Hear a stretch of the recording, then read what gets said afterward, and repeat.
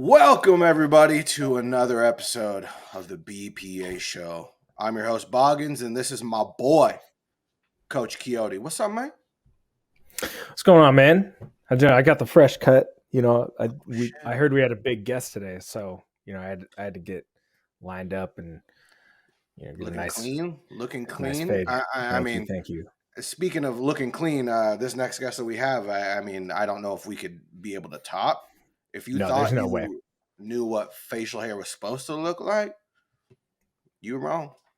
Very jealous of this. We're man. about to show you. All right. So our guest today is the first guest in show history. That's true. That's true. That's it. Bro, I'm so excited that this is our first guest too. Like, absolute legend. Big. The creator of R.A.S scores. The curator of the PFN draft simulator. Lee Platte. The one and only. Woo! Look at the stash. Look at the stash. Coming in here all hot and stuff. Damn, son. What's up, Kent? How you doing, guys? Welcome. Ready to talk some football. Oh, let's do it, man. I mean, it's hard not to like just talk about you in the and just what you looking like, but we'll get to football. All right, fine. We'll get to some football. We can get Mitch Kent, you are the dude when it comes to R.A.S. And I would like you to tell our guests kind of how that came about. Like, first of all, actually, could you kind of like explain what it is for the people that don't know, and then kind of tell us how that kind of all came about? Yeah, it's R.A.S is relative athletic scores, and I don't care if you call it R.A.S or R.A.S scores, whatever you want to call it. It is a 0 to 10 scale that I developed for player metrics that allows you to compare players to their position group historically. The idea behind that was that you would have all these terms thrown around during the draft time. Well, this guy's quick but not fast, and this guy's really explosive, and those things don't really mean anything without context. And even stuff that sounds like it makes sense, like a guy is oversized or undersized, unless you have that context, it doesn't really mean anything. So I wanted to put a number on it because I felt that gave a really good representation of what it meant. And doing 0 to 10 is just easy. I mean, if somebody asks you what something is from 0 to 10, 0 is bad. Nobody wants to be 0 anything. And 10 is good. 10's awesome. 10's great. So I developed that system back in 2013, and I've been developing it ever since. The calculation has barely changed since about 2017. And obviously it's gotten more and more popular every year, and it's been a lot of fun developing it. You can actually look at any player that I have in the database from 1987 all the way to 2023 when we start doing stuff in a couple of weeks. Wow.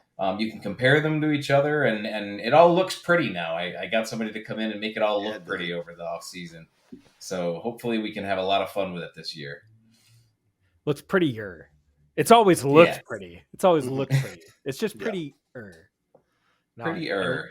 Yeah, I love it. So what really, like, I mean, obviously the motivation is there. What kind of like, what was really the main driving force back in 2013 that like pushed you to actually go and make this formula? Was it just you were tired of hearing all these, draft sayings about players and stuff? You're tired of hearing the Mel Kipers of the world describe short white guys from, schools? Or was it like you wanted to create something that was truly meaningful for the draft process?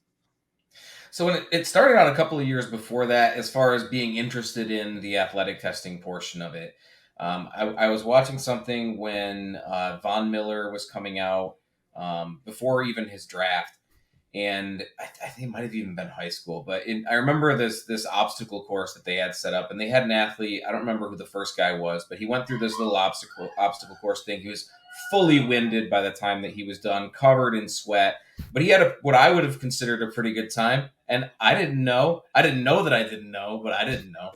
And then Kelvin Shepard, who's a coach now, he came out and did it, and he did it in about half the time. And he was breathing real heavy, and he was a little bit sweaty, but I mean, he just blew through that course like it was nothing. And I was like, dang, I thought that other guy had a good time. I don't know what the heck I'm looking at. And then Von Miller came out. And Von Miller breezed through that course like it was nothing. There was a part where they had to go under some logs, and there was like a net, and they had to like go around it. And that's his game is that bend, right? But Yeah. I mean, back then we didn't really know. But he put his hand on the ground, and this dude full extended body, using just his hands and like the tips of his toes, flying around this corner underneath this thing without even slowing down. And it just blew my mind. Didn't have a drop of sweat on him. No, not even a little bit winded. And it's just like how seeing that difference in the types of athletes just really got me interested in the idea. And then as I was paying more attention in 2013, we had Le'Veon Bell come out. I happen to live by MSU. I work only a minute away from there, but I wasn't an MSU fan. I'm still not even really an MSU fan, but I knew who he was, and I was very familiar with his play. And there was all this talk about how unathletic he was because he had ran a 4.6 in the draft or in the combine. And a 4.6 isn't bad. And by that point, I had started paying attention to the numbers, and I kind of knew what was a good and bad number. But they kept saying he was unathletic. He had other drills that were just fantastic, especially at his size. But that 40-yard dash, though, and it was the whole talk of his draft cycle is how unathletic he was. And that stuff just really got to me. And I wanted to find a way to show what athleticism really looks like, because one drill does not define how athletic a player is. There's so many different ways to look at it to really show the type of skills that a guy has. There were other players too, but that was definitely a big driving force was Bell that year. Yeah, I think, historically we look at, certain guys from the older generation of football. One person that always came to mind was Jerry Rice, who people would always say like, oh, Jerry Rice, he wasn't, this blazing speed guy, but like he was just so damn athletic all the time. And like, that's kind of your description of that kind of makes me think about that is like, you have these guys who maybe they don't have the straight line speed that you want, but like, man, they're so explosive in every other aspect of it. So I love that. He did the first NFL combine, and they didn't really do a good job of recording anything.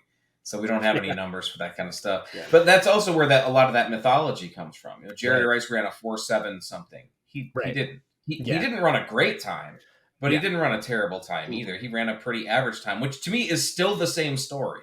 Like you can still tell the same story from that. But I don't know if he did great in things like the explosiveness drills or the agility drills. We just don't know that. We don't have that story. Right. It would be great to get that kind of stuff down because I think it would be awesome. Really cool. Yeah, I would love to see I would love to see R.A.S profiles from like people like guys from back in the day. Like if we had that information, that would be so cool to have. Show me Warren Moon's R.A.S score. I want to see Jim Brown. Like give me some. Oh God. And like the other thing, like historically, we think that people are getting more and more athletic now because it's such a huge part of the draft process. Right. And to an extent, that's true because we do have more athletic guys. The records are getting broken every year. But it's not that guys back then were unathletic. It's just that athletic testing wasn't a big deal. Right. It wasn't a big thing. And even in 87, when the combine started in earnest, it still wasn't that big of a deal. Combine testing started in 85. It didn't start getting really recorded until 87. And it was basically not an event. No one cared about the NFL combine. And it's kind of stayed like that. It got progressively a little bit more important as the years went on. But until about 2000, 2001, it was still kind of that nobody cared thing. As popular media and things like social media started to pick up, that stuff gained in importance. And eventually you get to the 2010s and it's a massive event. And pro days themselves are massive events and everything's covered by everybody. It's people train for the combine in ways they never would have done back then. It was just natural talent and athleticism. And you go back and look at a guy like Charles Woodson, who was an insane level athlete, even by today's standards. Guys weren't more athletic now than they were then. They weren't less athletic back then. But Charles Woodson tested better than most players would coming out today, probably barely practicing for any of that stuff. You know, he just Insane. naturally walked onto a field and crapped out some of the best performances you're ever going to see. Yeah. You know, it's a different era. It's like a guy like Bo Jackson too. I Like was just about to Bo, say something yeah. like Bo Jackson, where you hear all the stories and you wish you could have had it on Yep. paper, right? Oh, The man, four yeah. the 4 1s of the world, where you're just What- like, did what it was that? happen? What was that story about him? He ran some like track event and then like went and ran a 40 time for Yeah, his pro day and then just went back Yeah. and like finished his track, like saved insane athlete. then saved a school bus full of children out of Yeah, a jump burning On the lake. way back. Yeah, on the way He had back. to run from one. Didn't even drive from one venue. There. Just continued running. Even driving to have shoes. It was 20 degrees Yeah. outside in the snow. Yeah. Oh, man. Speaking of times, I mean, we got the combine coming up pretty soon here. Do you actually go down there to Indianapolis? No, I haven't had a chance to go down yet. I was planning on going the year that COVID hit, and then COVID hit, and everything got messy. Damn And it. it's been messy since then. I've had other stuff going on this year. I plan on going down next year though, and being a part of the event. It's Nice. much closer to home than it was Yeah. the last couple of times. But Indianapolis is only like a 4.5 hour drive or something like that. It's not super long for me to That's get not down bad. there. They got to get you on NFL Network, man. They got to get you in there answering some questions. I mean, I was gonna ask you, has the NFL ever reached out to you about using the R.A.S score? Like, have they ever reached out to you about using these metrics or any type of thing like that? No, they had their own. They had their own. They a couple of times they've had their own like athletic score that they have, but there's never any transparency to it. ESPN used to use Spark a lot more, and again, there's no transparency to Spark at all either. They like to really keep all that data close to their chest. I'm the exact opposite. I like having my data as open as possible, and the only reason that my entire database isn't out there for everybody to use is because I have had people try to take it and present it as if they were the ones that had done all the research. And those people ruin it for everybody, right? Yeah. It would be great if I could still have that kind of stuff available for everybody to download, do whatever research that you want to. I am trying to find a way to do that keeps some of that the work that I do, the actual work that I put in more available, but I'm not there yet. So we'll get there eventually. Yeah. But it's always available. I know plenty of people who use it who are in NFL circles. There are a lot of scouts that contact me. That's how I get some of the metrics that I get in the times that I get them. I'm not pulling them out of thin air. Yeah. I have a lot of members of the media that I work with. A lot of people who work for school media, and again, a lot of scouts, some coaches, parents of players in some instances, which is always a lot of fun. Sometimes the players themselves, they just want to know. Yeah, that's awesome. Their Madden rating. They want to know their R.A.S. and they want to know their Madden score. That's what people want. That's all they want. The Madden do you ever go through the Madden? Do you play Madden? Have you ever played Madden? Yeah. Okay. And they actually used my page, my feed a couple of years ago to maintain or update the numbers that they were using. Wow. Which was really fun. I did not know they cared. That's fun. Yeah. So I don't know that they still do that. But they scour a lot of the social media for the types of testing they can get, so they can get an idea of what to give the ratings. Mm-hmm. And a few years back, they had specifically said, "Yeah, we use that to get a lot of this stuff because we don't get that data until it comes out, and you're the first one with it." It's just so crazy to me that they still don't like adjust positionally in that game where you like will get downgraded because you don't block well, but you're a punter. And you're it's like, I mean, what am I supposed to do? What am I supposed to do? Get them blocks down. Just give me in there, coach. Give me in there, coach. I got to get my Madden score up. Yeah, just one. That's all you need is one. That's why all the long snappers are like 42 overall, which is ridiculous. It's ridiculous. Come on. They're good at what they do. Something. They're good at what they do. They're specialized now. They're not like backup linebackers anymore. They're specialists. That's right. You can't just use a tight end in real life. Okay. Oh, man. Like they give you in Madden. So with the combine coming up, are there any specific players you got your eye on? Any players that one you just enjoy, got a big crush on, or some that might just break your metrics a bit? Yeah, I'm always hoping for guys to break the metrics. The only guy that I'm really paying close attention to in that regard is Anthony Richardson, the quarterback out of Florida. Thank God. He's really big Mhm. and really athletic, and the reason I'm paying attention to him specifically is the really big part. Yeah. We've had a lot of really athletic running or quarterbacks that run really well and have a lot of good speed, but they generally aren't that big. And because R.A.S is a weight and height adjusted metric, it adjusts for size. You're just not going to get a guy that's going to beat Cam Newton's score if they're not close to Cam Newton in size. Right. He's not Cam Newton in size, Mhm. but he's close enough Mhm. that he has an actual chance to overtake that number.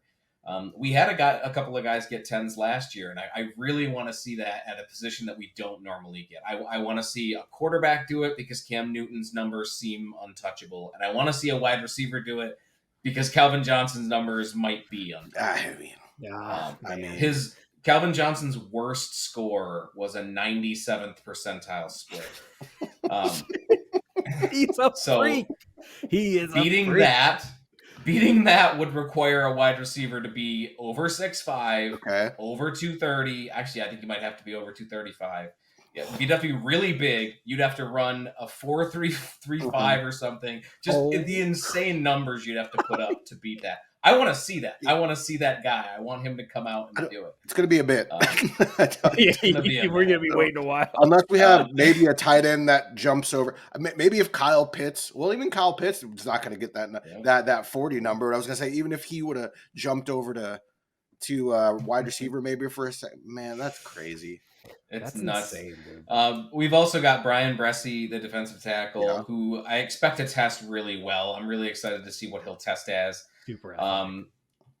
Kelly Ringo. I was talking to a buddy of mine trying to figure out who I really thought compared to him as far as gameplay wise. And the issue with Ringo tends to be he's super athletic, but God, his hips are he just doesn't have the type of real fluid hips that you want. Yeah. And it reminded me of Justin Lane, who came out of MSU a few years ago. Lane tested all right as far as his agilities, but he was similar when he actually got onto a field where he didn't look very fluid in his hip movements. But he has all that athleticism to do it. That's the kind of stuff that gets you picked really early. Brian Branch, I think, is going to test really well. I think he's going to run really well. I'm a little concerned about Devin Ashane and Travius Hodges-Tomlinson's size. We've already seen Hodges-Tomlinson's size. He's very, very small. And those are really talented players who are really good athletes. But if you're that far in the extreme on a size, that's a really big problem, and that's not the kind of positions you have a lot of contact at running back and corner. You don't really want a guy that's that small. Will McDonald, he's an edge. I really want to see him test because he's one of those guys where it's a lot of projection based on upside, and he did a lot of stuff in college just by being the better athlete. And if he tests like that could get him picked up really, really early compared to where he's projected now. One of my favorite positions to watch is tight end, and Luke Musgrave is the guy that I'm watching this year at the Combine. I expect him to test really well. Very excited for this group, and I think you guys mentioned DJ Turner as well, who's one of the only guys who might run under 4.3 this year. I talk about it every year because it's just a funny math quirk, but you hear this again. This is those terms that you hear ad nauseum. He's a sub 4.4 guy, sub 4.3 guy, without recognizing how rare of a trait that is, right? Sub 4.3 is like the top less than 1% of players at any given position that even has guys that do it, and sub 4.4 is like the top 3%. It's crazy. It's insane how few guys run that, and how many guys we say are going to run that every year. But it's also okay for a guy to run in the 4.4s and still be a guy who wins with speed. I remember this is after I started, so we're probably 2017 or 2018, and we've had players running the 4.49, and it's like, oh God, you've really got those speed concerns. And it's like, I am not concerned if a guy can run 4.49, not at all, not even a little bit. Is he faster than every single player in the NFL? No. Is he faster than 80% of the players at that position? Yeah, he is. He's faster than at least 80% of the guys. I'm cool with him, You're never going to get 100%, but if you can get as close to No. that as you can, you're good. That's like one of the biggest things that as a high school football coach, like I'm always talking to kids about like, speed and agility and stuff like that. And kids are always like, oh, well, I want to run a 4.4 and I want to blah blah. And I'm like, I don't think you guys understand how fast that actually is. Like that very a 4.49 is still incredibly fast. And the thing is like every year we talk about guys with their 40 times and we're like, oh yeah, they run a 4.4, they run a 4.5, whatever. They're not running a 4.4 every single play. Like that's what people need to understand, that they're running a 4.4 in this instance, but when it comes to game time, they're not going to run a 4.4 every single play. They might like a few plays of the game, but not every single play. So if you get a guy who's like a consistent 4.4 speed, he's going to be very fast. He's going to be able to keep up with players at his position or against the position that he has to play against. But people need to understand that like if you run between a 4.40 and a 4.49, you are still an extremely fast human being. Yeah. Until you actually see that speed in person. A buddy of mine I think he ran a 4.45 or a 4.46. He's very small, but he's built. He played cornerback at Eastern Oregon. I like up until then, I don't think I'd ever seen anyone run faster than like a 4.6, 4.5. And I was like, holy shit, this is a new type of speed. I've never seen anything like this. But it's just insane. Like people don't understand that difference. They act like the difference between a 4.4 and a 4.3 is some big change. It's still incredibly fast speed. Mm-hmm. And it's across positions too. One of the things that I always try to explain to people who are kind of just new to getting into it or don't think that the combine matters is like, you don't care that a guy can run 40 yards in a straight line. It is not about that. Mm-mm. The 40-yard dash is 40 yards because that's the average distance that you would have to run on a kickoff whenever they decided they were going to start doing runs. And that's where the distance came from. But that's not what you're. It's not what you're measuring. So you're not measuring the speed they can run in a straight line. What you're measuring is a player's ability to get out of a stance and get up to full speed as quick as possible, and then to maintain that speed over a distance.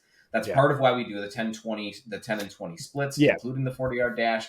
And it's why when you say things like, 40-yard dash doesn't matter for an offensive lineman, if you look at the types of successful linemen that you have and you compare the 40-yard dash and the 10-yard split, the 40-yard dash has correlated to NFL success more often than the 10-yard split. By a lot? No. It's like 1% of difference. It's almost nothing. And the reason for that is just because guys that run a great 10-yard split tend to also run a good 40. Yeah. That's the reason for it. Yeah. But you're still looking at guys like that can do that, especially big guys, offensive linemen. You don't care that he can run a fast 40-yard dash. What you're caring about is you have a 300-plus pound guy who can get up to speed quickly and maintain that speed over a distance.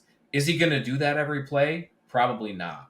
But you can't tell me that an offensive tackle who can go from left tackle and cross behind the center and across the right guard before the running back has the ball in his hands or as the running back is getting the ball in his hands is not a valuable player to have on a football team. Absolutely. You can't tell me that having a 330-pound guy who can get into the open space, and that's all you need at that point, is just getting into the open space. But he can not only do that, but be a viable blocker. A blocker isn't just a guy who is stationary in space. It's a guy who is creating a running lane for a running back or a wide receiver, creating a space for the ball carrier. If you have an offensive lineman who has the speed and agility to get out into space and provide a viable blocking lane over a greater distance for your wide receiver or your running back, that is valuable. That's what teams look for. Yeah. So no, they don't care that the guy can run 40 yards in a straight line. They do care that he can get up to speed fast and maintain it. And that's what teams are really paying attention to. It's transferable skills. Yeah.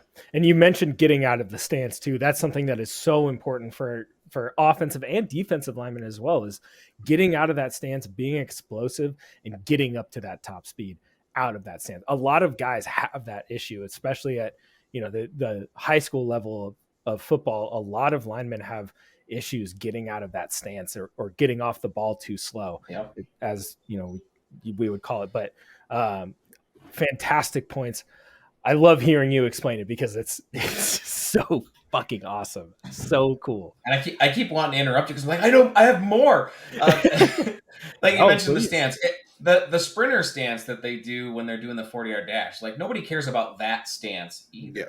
No. But an offensive lineman who can do that is more likely to be able to do the type of stuff they have to do on a game day when it comes to their type of sets that they have to do. They're more likely to be able to do that because they have that natural explosiveness and natural athleticism. The reverse is also true. If a guy can't get out of his stance quickly, he can't get up to speed fast, it's very unlikely that he'll be able to do it in pads in a different stance on the offensive line. You know, they don't; those guys they're not better with pads on. The combine and pro days are meant to be easy mode. Yeah. The easiest situation, put in the most ideal situation you can get them in. And you'll hear guys, they're always faster in pads. And it's like, there are guys who play fast. Mm-hmm. They aren't faster in pads. Yeah. That doesn't exist. It's not a thing. No one will ever tell you, oh God, I'm only fast when I put on more weight and make it harder to move around.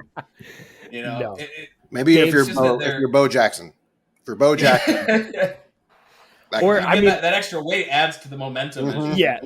Or who was it? Michael Bennett that wore like, you know, a piece of styrofoam on each side of the show. Kent, who was one player who had a high RAS score that didn't pan out in the league that you had high hopes for? And on the flip side, who's someone with a low RAS score who surprised you or had success in the league?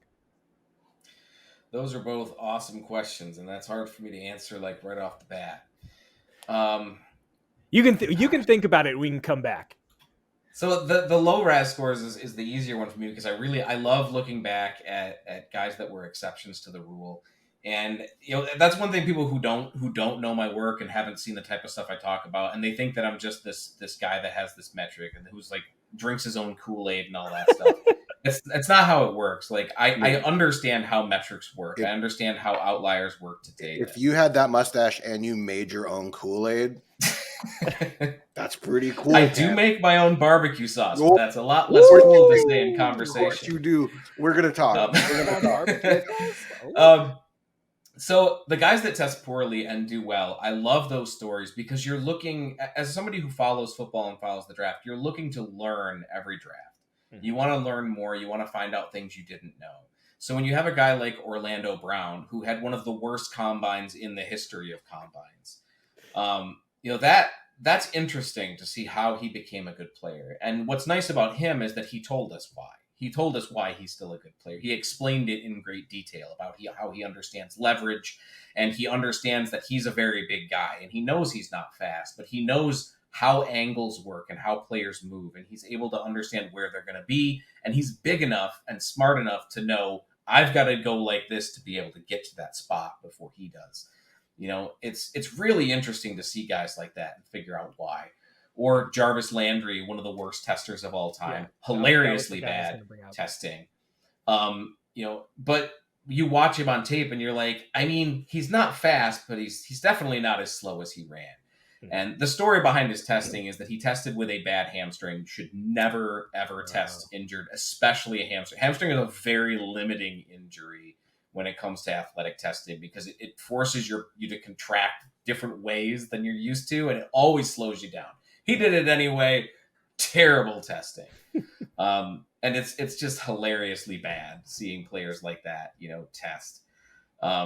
So what you're saying is Julio Jones also robbed us of a better RAS score because he ran with the broken foot.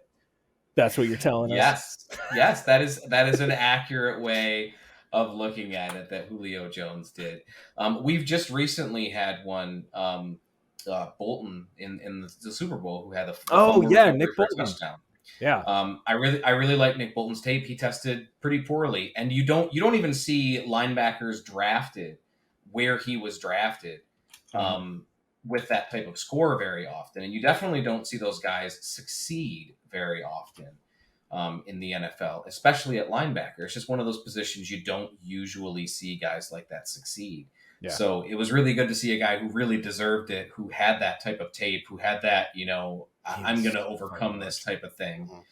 It's nice to see those type of things work out when guys do. Antonio you Brown have guys like even Antonio Brown. Yep. God rest his brain. Yeah, he definitely didn't test well, and his scouting reports are hilarious to look back on too, because it's all about how well he might be a decent kick returner. Yeah, exactly. Maybe he'll be an okay kick returner. We're not sure. Wes Welker tested really, really poor. He was also an undrafted free agent. Yeah. But he tested really, really poor. Damn. Those kind of things you never get. My favorite one, though, for a guy that tested poorly who did really well in the NFL was Anquan Boldin. Oh. And I love talking about why, because it's obvious when you know it's there. But like Anquan Boldin wasn't faster than anybody. He wasn't really more explosive than anybody. He definitely wasn't more agile than anybody. But when the ball was in the air, that was his football. And you had to beat him for that football. Mm-hmm. And chances are you lost before you even had a chance to get up. Like, the ball's in the air and you know where it's coming from and you know where he is. And you're thinking to yourself, I have no way of getting there. I'm never going to beat him in the air for that football. And if it touches him at all, if he gets even a finger on it, it's his football now. And you have to get it away from him. Yeah. Nobody has ever fought a football away from Anquan Boldin. No, he played for the Lions briefly. And I go to the training camp for the Lions every year, or most years. And usually when a guy catches a football, you don't want to hear it. You want it to be quiet. You hear those pillow hands, those soft hands when you have a receiver. If you hear a player catching a football, it's usually a bad sign, because they're not catching it cleanly, or they're catching it too aggressively. It can lead to drops or bobbling. It was like a shotgun every time Anquan Boldin caught a football, because he never caught anything softly. Everything he caught was him going boom and just catching it and just smashing it with those hands of his. So we know he didn't test really well, but we could tell why he was still successful. Yeah. Right? We could still tell why he was able to win in the NFL. And that was always my it was fucking always paycheck. Fun. Give me my money. Give me my money. Speaking of Detroit, as a Detroit fan, who's a guy in this class that you want? So I'm not a big believer in Jared Goff.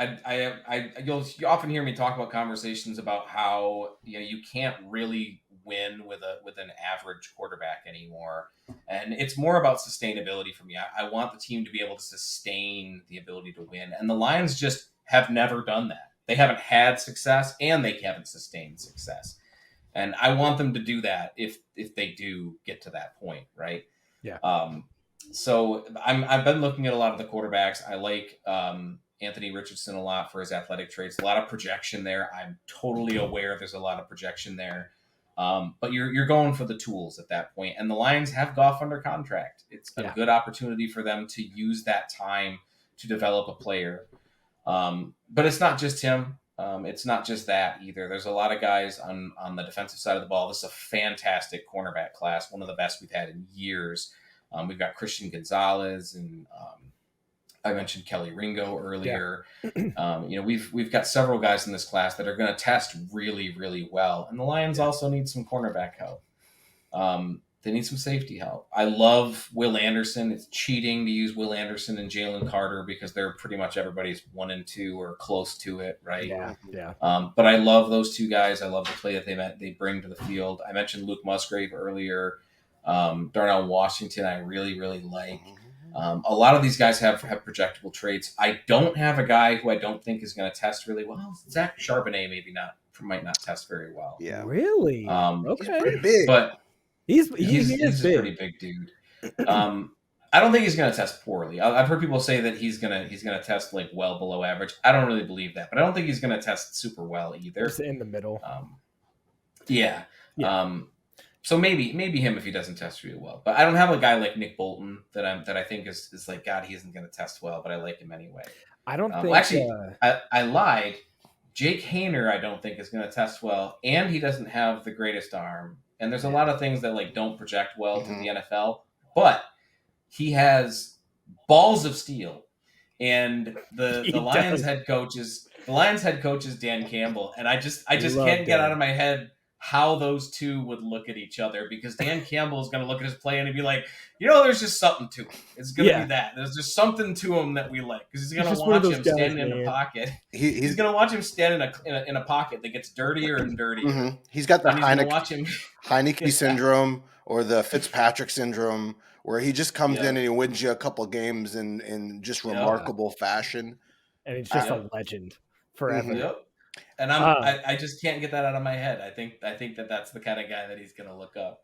But R.A.S doesn't matter quite as much for quarterbacks. That's cheating a little. Well, spoiler alert, though, we did a mock draft in our first video. For those of you who listen who haven't watched it, go back and watch it right fucking now. Understand me? And then come back to this. But we did mock you a cornerback in one Cam Smith.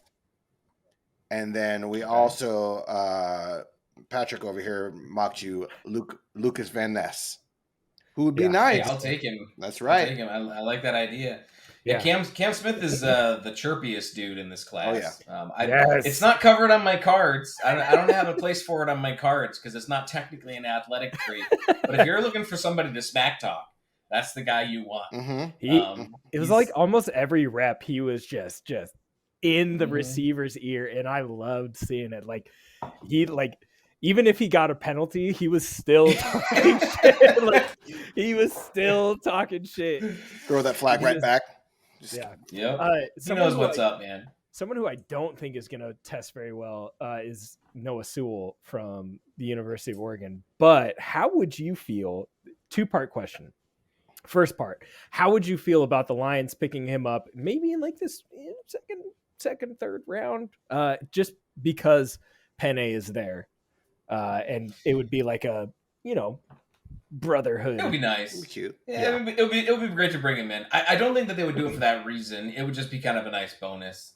He is a very talented player. He's very instinctual. He is a pretty good athlete, I think, but I definitely could see why he wouldn't test all that well. He's bigger for a linebacker. He's not a burner. He doesn't have like Fred Warner's type of range. No. He's massive. He's a thumper. I don't think he's going to test as bad as Nick Bolton did, but he's still probably not going to test a lot. Actually, he might test worse than Bolton. I don't think he's going to test overall worse than Bolton because he's bigger. Bolton's smaller, so that kind of dragged his score down a little bit. Because Bolton ran just fine. I don't think he's going to run nearly as well. But he's a good overall player, and it probably would be in that second or third round range. The Lions' second round picks a little bit later in the round. Yeah, and they've got a couple of thirds going on. So second part to that question, you mentioned Luke Musgrave from Oregon State. How would you feel? Because I see Musgrave climbing up in like mock drafts all around the country, and in some I see him as like I've seen him being taken as the first tight end. How would you feel after trading TJ Hawkinson this past season? How would you feel as a Lions fan if they took a tight end with one of their first round picks? So there's two parts to that answer. The first is that I expect him to test really well, and testing really well is a huge deal for tight ends. Anybody that's followed me knows it's the most important position for athletic testing. Both for having a high score and just not having a poor score. Tight end is very, very important for that. I'm not opposed to the idea of drafting a tight end in the first round in general. I am, however, opposed to that for the Lions in that I don't think that they're going to do it. I don't think Brad Holmes cares all that much about tight end. His current roster consists of a fifth rounder and 2 undrafted free agents. And they were some of the most productive tight ends in the NFL as a group over the last half of the season than anybody else in the NFL. And he didn't care about tight end value when he was in LA. Jared Goff doesn't really care all that much about tight ends when he's for most of the field. He only really pays attention to him when he's closer to the end zone. I don't think that the value is there for this roster. Drafting a tight end in the first round, you'll hear people to refer to it as a luxury. That's usually what people say when they just they're fully opposed to it ever. So you'll hear it with running backs in the first round too. It's just a luxury pick. They just don't want you to pick one ever. I think that certain rosters not only can, but should take that pick if that's a piece that they need that can add an element that they don't currently have. I don't think that's the Lions, just because I don't think that adds a significant element to the offense in a way that would provide any meaningful amount of wins. Sure. They just don't. It just doesn't add enough to it. Yeah. Adding a wide receiver that plays that has more speed underneath, who can act more than just an outlet. Amon-Ra St. Brown is fantastic, but they need somebody who can provide more of an outlet underneath, not just an outlet, but act as more of a speed threat underneath to give it that more dynamic playability. Because that you already have the speed threat in Jameson Williams. You've already got the everywhere on the field blanket threat that you have from Amon-Ra St. Brown. They need somebody who can act as more of a playmaker underneath. That kind of a receiver makes way more sense to me than a tight end does, and provides more value, even if wide receiver is like the least valuable position in the first round. You're very unlikely to hit on a wide receiver in the first, but if you need one, go get one. Predictive, then you're going to get Brandon Parker. I got that. There you go. There's your little one of those guys. Your possessional receiver in the middle. All right, so I got one more question for you, and then we're going to go into a fun little game here. Okay. It's going to go test your knowledge. All right. All right. So, who is your prediction to have the best R.A.S score of this draft class? So I said Anthony Richardson before, and I think that's probably the one, because I think he's going to – a quarterback is just not an easy position to get that 10, but it's a fairly easy position to get in those high nines. There aren't a whole lot of super athletic quarterbacks, or we haven't had that many. Mm-hmm. And I think that's an easy position, not easy position, but it's numerically a more likely position to get that high score. And I think that he's got that type of athleticism to get him up there. I actually called one last year. I called Boye Mafe when he had his schedule. Yeah, that was one of our draft crushes last year. Hopefully I can do that again this year. I don't think anybody's going to beat the cornerback one. We just had the cornerback one get broken. The safety one is only a couple of years old with Jeremy Chin. Defensive tackle, just get Jordan. Nobody's going to beat Jordan Davis for a long time. Yeah, no, I don't think that's possible. Edge, I want somebody to get that edge one, just because the guy that has the 10 is just some 7th round pick from like 2007 or something, who never did anything. I think Brian Johnson or something like that. Okay, he's got a boring name. Basic ass Madden generated game. But if you're watching this, Brian Johnson, like and subscribe, my guy. So he's about to retweet this video and be like, "Fuck BPA." Offensive line, though, I think Jalen Duncan might run pretty well. I think he might test decently. I don't know if he's going to be. I don't know who has the O-line one, but he's pretty athletic. The guy that got tossed. Yeah, he's athletic though in a game. I know. It's not necessarily his blocking skills. There's not going to be blocking in the combine. There's just going to be. There should be. He's going to be there running. Should be. No, I wanted to bring this up because this is why I want somebody to take that top spot for defensive end. Because people, whenever I mention how high a player has, it's always, well, who's got that? Who's the one guy above him? Like Myles Garrett is number 2. That's a big name, Myles Garrett. Yeah. And it's like, well, who's number 1? Some guy named Brian Johnston from Gardner Webb in 2008 was drafted by the Chiefs in the 7th round. But here's the run after that. So you have Myles Garrett, Trayvon Walker, who just went 1st overall, Mario Williams, Javon Kearse, Kyle Vanden Bosch, Brian Thomas, Sean Merriman. Okay. Milton Williams, who went to the Eagles a couple years ago. Rashawn Gary, who's a crazy good player. Yeah. It's such a run of great players, and then just some random at the top. Wow. So I want somebody to take that one. I don't know who's gonna, but I want somebody. Okay. Well, that's good to know that if you have a ridiculous R.A.S score and you're an edge, chances are you are a potential Hall of Famer. It's up for the taking. Take down Brian Johnston or whatever his name is. Brian Dude's just trying to live his life somewhere or working at a factory. Like someone's just gonna tag him in this. Watching this, and he's just like getting shit on. It's fine. Hey man, Brian Johnson, just watch the show where you got shit on by these 3 guys. Message us in the comments. We'll bring you on. We'll apologize and we'll have a good old time. We've got another one that we've had a lot of people come close to is Justin Fargas at running back, who actually had a 1,000-yard season for the Raiders back in the day. Yeah. He had a lot of injury issues coming out, and it was a problem during his NFL career. But he did have a 1,000-yard season there. He's a pretty good player. But he's got that top spot for running back right over Edge. He's right over Edger and James. Oh, wow. So there's a couple other guys in there, but like James Stewart, who had a couple 1,000-yard seasons, Saquon Barkley's right up there. Breece Hall, who almost got it. He was a 9.96 last year. So we've had a couple of guys come close, and I'm just waiting for somebody to hit that one. And it's one of those things where mathematically, if that many people are coming close, somebody's gonna get it, right? Yeah. So hopefully Bijan is as even better than we think he is, and he beats that right out the park. Just perfection, like Saquon. Somewhere in like an Alabama Georgia swamp, there's like some 6'9", 340-pound monster who's gonna run like a 4.40 in like 6 years because like science and shit. And like Bo Jackson Jr. You can't say it won't happen because Jordan Davis just happened. Exactly. So we can't say, nobody's ever gonna do that. I mean, Jordan Davis just broke everybody's expectations for what you can and can't do in terms of athleticism. Just to give you an example of how athletic Jordan Davis is, he has the second highest raw average score for R.A.S. of anyone in the NFL. The only guy higher is Calvin Johnson, who again had his lowest score when he came out in 2007 was a 9.7. It was a 97th percentile score.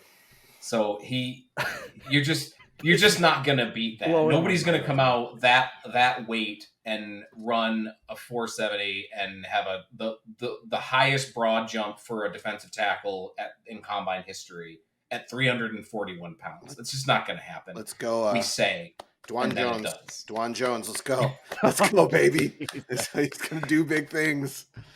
All right. All right. So now the fun part. We're going to get into this game here. Okay. So what's going to happen is I'm going to give you 2 names, and you are going to tell me who had the higher R.A.S. score. All right. I'm gonna close my window so I don't cheat. Yeah, don't cheat. No cheating. I can see the reflection off your mustache. All right. Let's do this. First 2 names. Steve Smith, Sr., and DJ Moore. DJ Moore was a much better athlete coming out. Steve Smith obviously has a much more storied career, but I'm pretty sure that is DJ Moore. Ding, ding, ding. You are correct, my friend. I mainly brought that just for that time that Steve Smith was talking all that shit next to Cam Newton with DJ Moore standing right behind him, like asking Newton if he should start him in his fantasy football team, and he was just talking all that shit. He could have done it too. He could have done it. All right. That's good. Names. We're gonna do 5 of these. Okay. Next. Namonican Sue. Vita Vea. Who? Say it right. Oh, those are both good ones. I forget. Indomitian Sue. Sorry.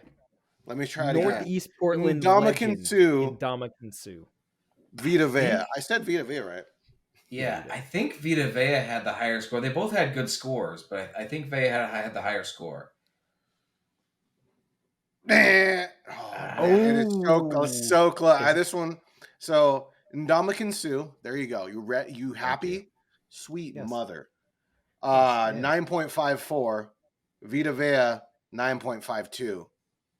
It's close. It's close. It was a close one. I had to give you. I'm actually gonna pull up though and see who would have had the better, because they were different years, right? So let's see. Yeah, I have all the information right here. What do you want to know? I was gonna pull them up on the compare page because I can see I can see what their score would have been if they had both come out this year.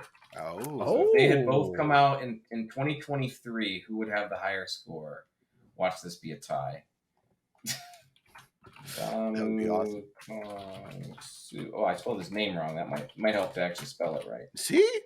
I'm not the only one. Stupid Pat. I had Indomitian Sug. It still ends up being Sue. If they had both come out this year, Sue would have a 9.64. Vea would have a 9.53 if they both came out this year. Okay. Dang. All right. Sue is a crazy athlete. Yeah. Numero tres. Cordero Patterson and Percy Harvin. Ooh, that's Neither of them had an elite score, which most people would think that Percy Harvin did because he was such a great athlete. But I'm pretty sure that Patterson had the higher score. Percy actually had a 8.81. Did he? I thought he had just under 8. No, 8.81, and Cordero had a 7.68. Maybe I had that backwards in my head. That's what I'll go with. Okay, that's no one is expecting you to remember every single. Yeah, there's how dare you, Pent? 23,000 of the guys in the database. Right I think this database was just like such a special thing to people when they first discovered it that just like any additional name was like, oh my gosh, oh, we have this too, we have this. So I don't think that anybody's expecting you to remember every single name in here, but we're expecting you right now, actually. All right, so John Ross, Chris Johnson. Ooh. John Ross had an insane score. So I think it was John Ross. Chris Johnson had a really good score too, but if I remember, a couple of his scores weren't quite as high. I know he had 10, 10, and 10 though. I'm pretty sure for his speed scores because he had that ridiculous 40-yard dash at the time. Stupid speed. But I think John Ross had John Ross was like a 9.8 or something like that. So I'm gonna say John Ross. I'm actually looking myself, so don't ruin it for me here. But I'm gonna say John Ross, and then I'm gonna check myself and see if I'm wrong. It's close. Which one did you have written down? I was close. Chris Johnson is 9.57, and John Ross is 9.51. You were definitely correct about the splits and the 40-yard dash. With Chris all Johnson 10s, just dominated. Yeah. Absolutely, insane, absolutely. Dude. Insane. I think, athletes. Chris Johnson kind of got him in the height department, and that's pretty much what really dinged him.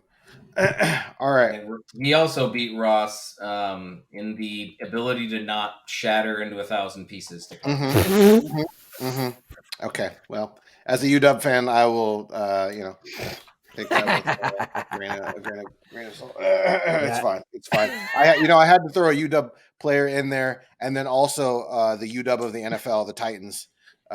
So you threw 2 in there, Vita Vea. So it was. Vita Vea too. It's even closer if we compare them side by side. If we compare them side by side, Chris Johnson would be 9.68, and John Ross would be 9.65 if both were as a running back in 2023.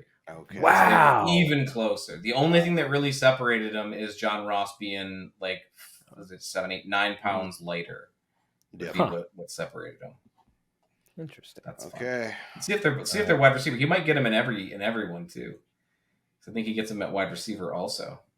It's the fun part about having the compares. It's like throw random crap in here.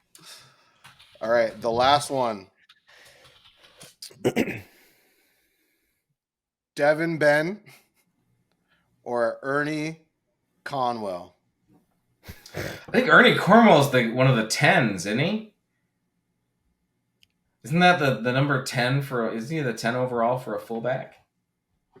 Do you want me to tell you? Or do you want to give your That's answer? what I'm gonna go. That's what I'm gonna go with. I think that's the one. I think that Ernie Cornwell. I think he's the 10 for fullbacks. You are correct. He is he's the top fullback 10 overall out of Washington, 1996.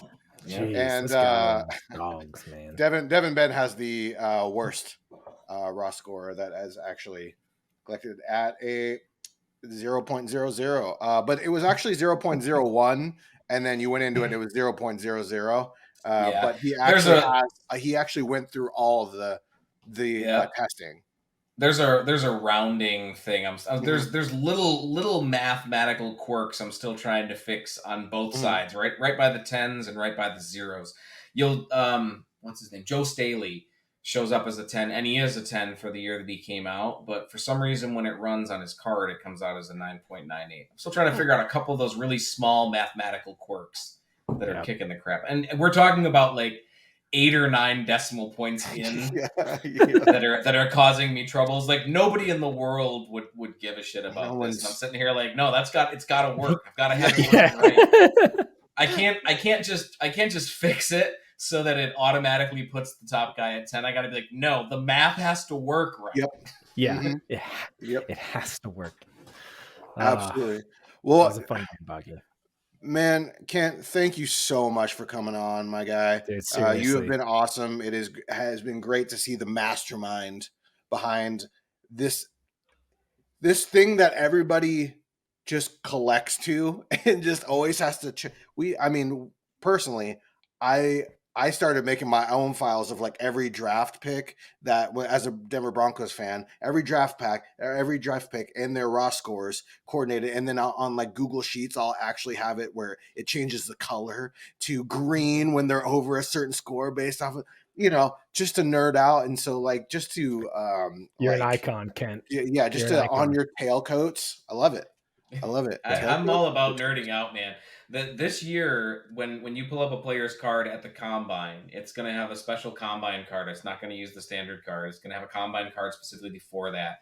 And that's going to get turned off once we have either the players' pro day information, or if they don't test at their pro day, it's just going to lock in that combine one. And then it'll change to their college. It'll have a college background specifically for the college that they're at. And then once they're drafted, it'll switch to the team that they were drafted by.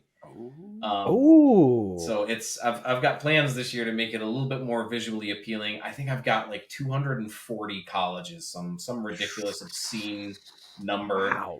And I had a guy come in and do the base redesign for me, and then I went through like a crazy person and individually designed several hundred cards just because of like, no, I want it to look really cool. Is there much of a difference between like Louisville's background color and Stanford's? Not really. And my background has a gradient, so it makes it even more muddy, but I make sure it's as close to that specific type of red it's supposed to be for all these teams. I love it. I love your commitment, man. Absolutely perfect. Always nerd out, man. Nerding out's one of the best parts of sports. Yeah, or just in general. I have all this Lord of the Rings stuff right here. I was gonna mention that. Yeah. I don't have Lord of the Rings stuff, and I think the only thing I have up on my wall right now is my Navy crap. I see the Catan in the background. I actually have a giant box, like a whole huge tote of games sitting right next to me. We did a Gen Con type thing for my birthday last weekend, and we had however many games I have here. It's, I don't know, probably 70 or 80 games that I had, all board games. I just started putting them back.